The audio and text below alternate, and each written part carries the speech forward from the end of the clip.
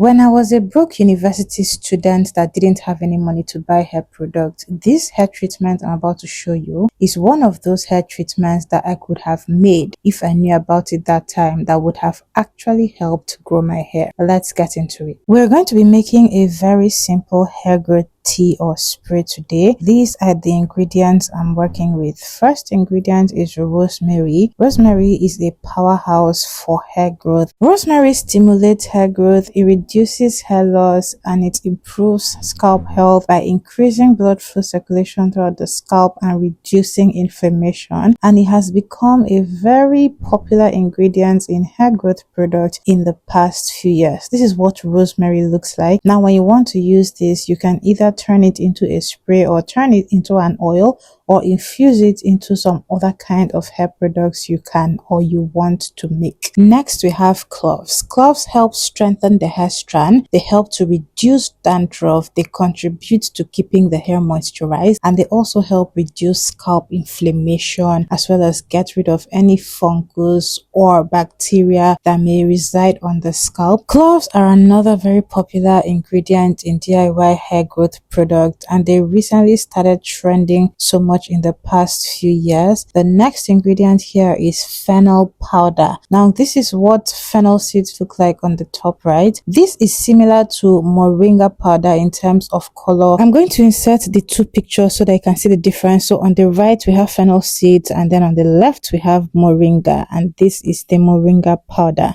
When I scoop out both of them, I'm also going to point out the differences so you can see for the shade, just in case you want to go and get moringa powder and fennel powder. But these are all of the ingredients I'm going to be using today. And then we have hibiscus. This is dried hibiscus petals. It's called zobo, this part of Africa, and this is what it looks like. You can also get hibiscus powder. For every one of these things, if you cannot find the raw ones, you can get them in powdered form. And now let's get into making this tea. Hair teas or sprays like this are very easy to make, and they are also very affordable. You can literally make these using the spices and the herbs that you normally use in your house every day. You saw the ingredients that are added in: rosemary, there is cloves, and then this moringa and fennel powder.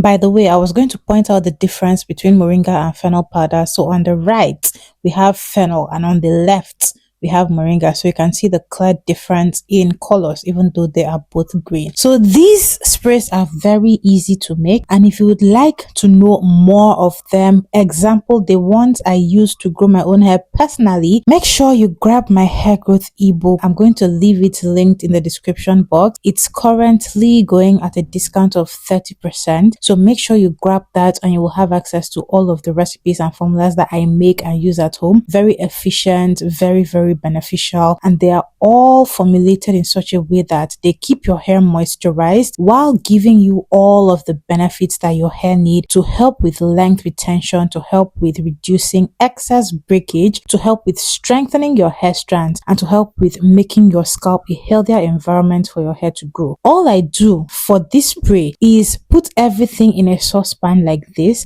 add some water, and I bring everything to a boil. For water, I used about 500 cl of water to boil this. I did add some more water later on, you're going to see that, so make sure you just boil it. The reason I'm boiling it is because I need to use it quickly. If you have some more time, maybe you don't need to use it until a day or two passes, you can simply add all your ingredients to a container, add some warm or hot water, not boiling water, add hot or warm water to the container and just cover it and let it infuse on its own for about 24 hours. It's going to come out okay. You can also refrigerate that so that it does not go bad, but that's practically what you're going to do. For this one, it was just a spray, so I didn't add in any other product like oil or preservative or essential oil, nothing else, just the ingredients you saw me put here, and that's it. Bring all of these things to a boil, and when it has cooked long enough, you take it off your stove or your fireplace, and then you are going to strain that. While I allow it to cool down, I quickly went ahead to make a smoothie. When you are taking care of your hair, aside the fact that I'm an active girl, meaning I take care of myself, I work out and I eat clean, what you put on your hair is important.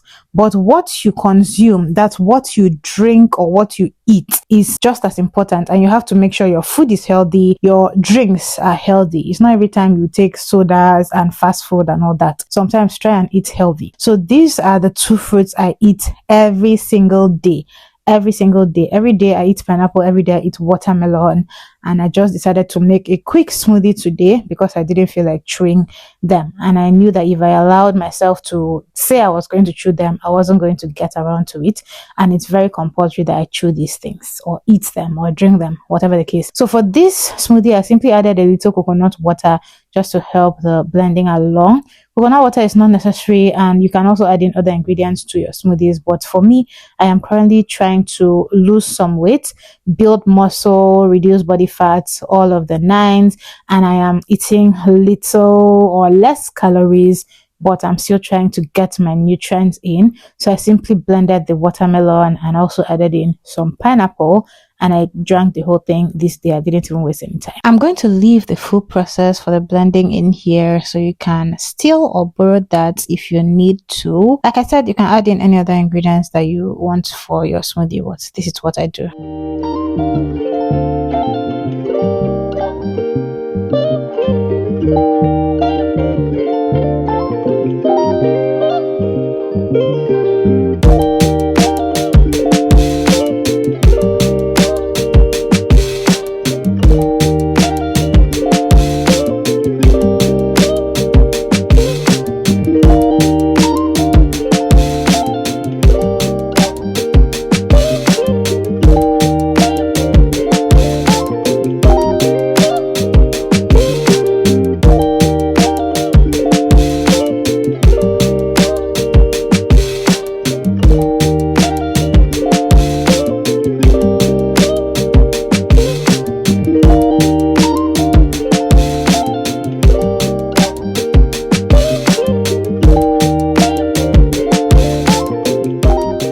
Smoothie is all done. I put it in this cute bottle and I drank the rest here while I was still waiting for our spray to cool down. Now that we are done with the extra activities, this is the transference of our spray. So this is when I added in the extra water to just increase the quantity because the boiling had kind of evaporated some of the water that I put originally. So I just stirred all of this up. The reason the color is dark is because of the moringa powder, the fennel powder, and the hibiscus petals. Those tend to bring out color. That's why it's dark. If you want a spray that doesn't have any color, you can skip this ingredient. So maybe you just use rosemary and cloves and maybe black seed. But this is what we have. So you can also replace the two powders with the raw fennel and moringa if you don't want this deep color. But this is what we have. For the use of this spray, you're going to apply it to your hair as a pre-poo. I recommend pre-poo so that you can rinse it out after you are done with your shampoo or wash day, and it doesn't stain your hair, especially because of the hibiscus. So please pre-poo instead of using it as a leave-in spray. That is what I recommend so that you get all of the benefits. You don't want to stain your hair and you don't want anything that is going to make you uncomfortable or cause itching. That's it for this video. I hope you found it helpful. Thank you guys so much for watching. I'll see you in my next one. Bye guys.